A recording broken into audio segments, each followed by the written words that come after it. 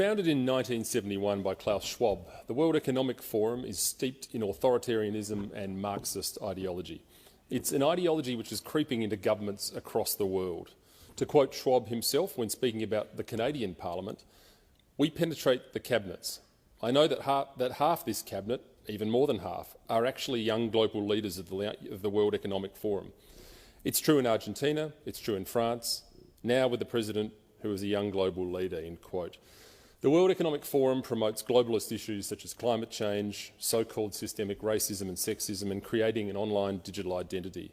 However, closer inspection reveals the World Economic Forum is an anti-capitalist, anti-free market organisation that seeks to subvert Western values and political processes, and they are very organised and very well funded. Their message is designed to appear harmless when in fact the ideology that underpins it is revolutionary and destructive. They train aspirational leaders in their ideology and help them make connections in spheres including politics, business and the arts. The World Economic Forum has consistently advocated for the harshest and most extreme COVID measures possible, including lockdowns, mandatory vaccinations, vaccine passports and mask mandates, despite these policies assaulting many of our basic liberties. At the centre of the World Economic Forum's ideology is stakeholder capitalism. Essentially, this is a theory that traditional free market capitalism ignores the dangers posed by climate change, and so the government must enforce restrictive policies to save the environment, even if that means less wealth. Why then are the forum's criticisms of capitalism always directed at Western nations rather than the great polluters such as China and India? The forum believes that your freedoms should be minimised to prevent the imminent climate catastrophe, the one that's coming for 10 years in the last 50 years, by the way. The central theme of the World Economic Forum's material is what they call the Great Reset, which is Klaus Schwab's term for the opportunity the pandemic has presented to reimagine and reinvent the economic policies of the West. The term comes from Schwab directly himself with his 2020 book entitled The Great Reset.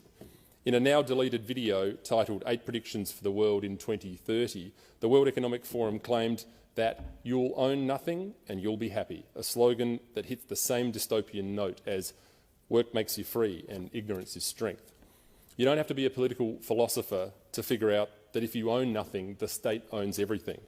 There's a word for this. It's called communism.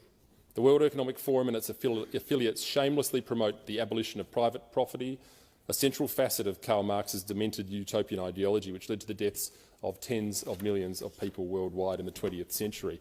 To quote Margaret Thatcher, quote, "Communism never sleeps, never changes its objectives, and nor should we." No matter how sophisticated the World Economic Forum tries to make the abolition of private property around the world sound, the fantasies of Karl Marx always lead to the crushing of individuals' liberties and lives and the expansion of the state's tyranny and power. It is imperative that we pay close attention to the World Economic Forum and do all that we can to preserve liberty and reduce government intrusion in our lives. And if we fail to do so, the anti-democratic forces in the West will continue to march on, and we may wake up to an Australia that we no longer recognise. Australians deserve to know the extent to which the World Economic Forum's influence and infiltration of our country and how far it has gone, and we're going to find out.